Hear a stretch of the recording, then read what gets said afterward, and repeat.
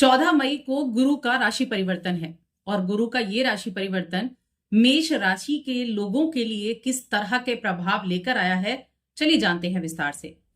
जय माता दी दोस्तों, आप सभी का स्वागत है हमारे YouTube चैनल अमृता एस्ट्रो में। और आज के इस वीडियो में हम बात करेंगे गुरु बृहस्पति जैसे ग्रह के राशि परिवर्तन के प्रभाव के बारे में। देखिए, अभी आपने बहुत सारी वीडियोस में सुना होगा, पढ़ा होगा कि गुरु अतिचारी होने वाले हैं और कहीं ना कहीं हो सकता है आपको पता भी हो कि अतिचारी गुरु क्या होते हैं। लेकिन आज की इस वीडियो में हम यही बात करेंगे, एक तो गुरु का गोचर, ऊपर से गुरु जो अतिचारी हैं वो क्या है, क्या उसके रिजल्ट आपको देखने को मिलेंगे और आप क्या कर सकते हैं रिजल्ट अच्छे लेने के लिए, साथ में सावधानी और उपाय के बारे में भी। तो सारी जानकारी आपको यहां विस्तार से मिलेगी। सबसे पहली चीज तो देखिए, गुरु का जो गोचर है ना वो एक वर्ष में होता है, यानी कि लगभग 12 से 13 महीने ये एक राशि में रहते हैं, उसके बाद ये राशि बदलते हैं। और ये जो एक राशि से दूसरी राशि में जाने का जो इनका ये 1 साल का पीरियड है, इस तरह से ये 12 वर्ष में एक राशि, एक पूरा चक्कर सभी 12 राशियों में लगा लेते हैं। तो लगभग 12 वर्ष के बाद गुरु 14 मई को बुध की राशि मिथुन राशि में प्रवेश करने वाले हैं। मेष राशि के लोगों के लिए तीसरे भाव में गुरु का गोचर होगा। अब देखिए, मिथुन राशि क्या है जहां गुरु जाने वाले हैं। मिथुन राशि आपने अगर देखा है तो ये बुध की राशि है, और बुध क्या है, बुध हमारे संचार के कारक हैं, हमारे कम्युनिकेशन के, और बुध इंटेलिजेंसी के कारक है।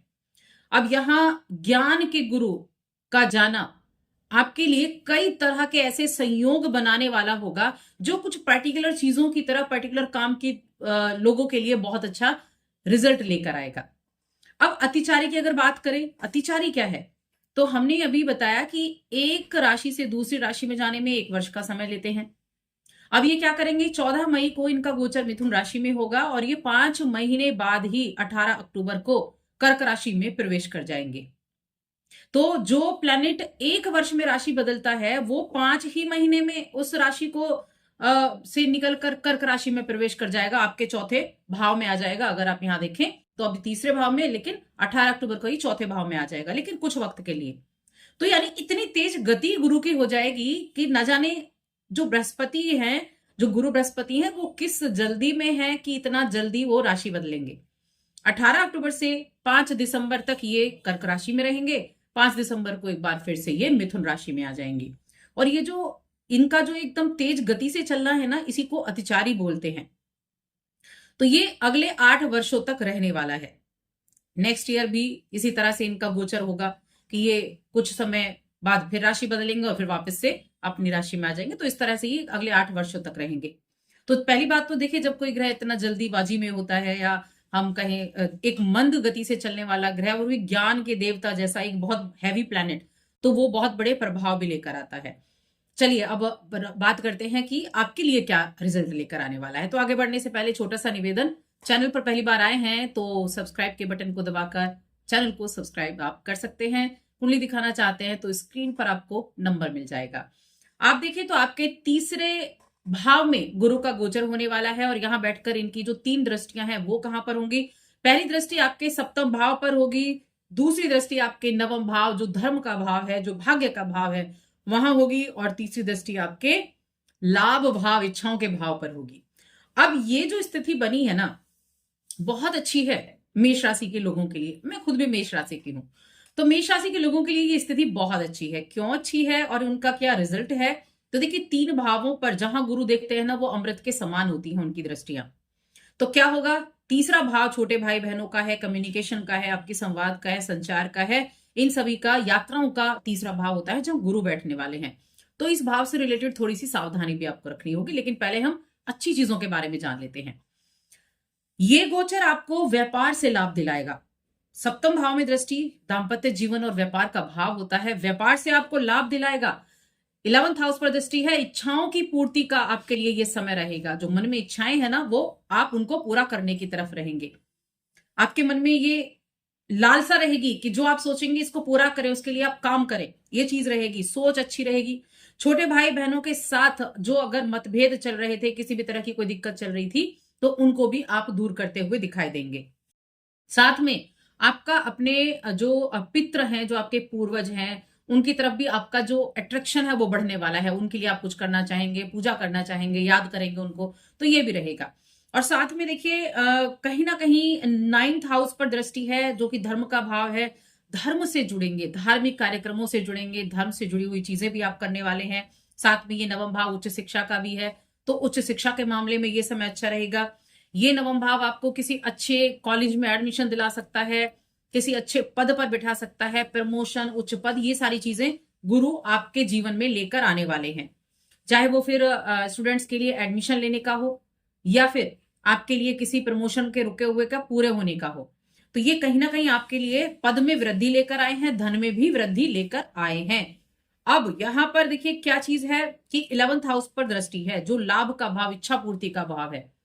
अब दृष्टि तो गुरु ने दी इच्छा भाव पर, मन में लालसा भी बढ़ी, मन में लालच भी आया। लेकिन क्या होता है, कहीं मन में बहुत अधिक लालच हो जाए, बहुत अधिक लालसा हो जाए, और उसको पूरा करने के लिए आप अगर गलत चीजें चुन लें, गलत लोगों का साथ चुन लें, तो ये आपके लिए एक फायदे की जगह नुकसान का सौदा हो सकता है। तो इस चीज पर कंट्रोल करना है।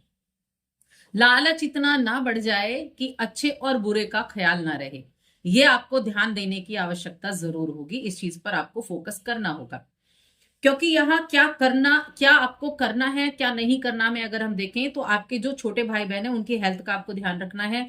उनके साथ किसी भी तरह के कम्युनिकेशन पर ध्यान रखना है कि आपके मुंह से कटु वाणी ना निकले।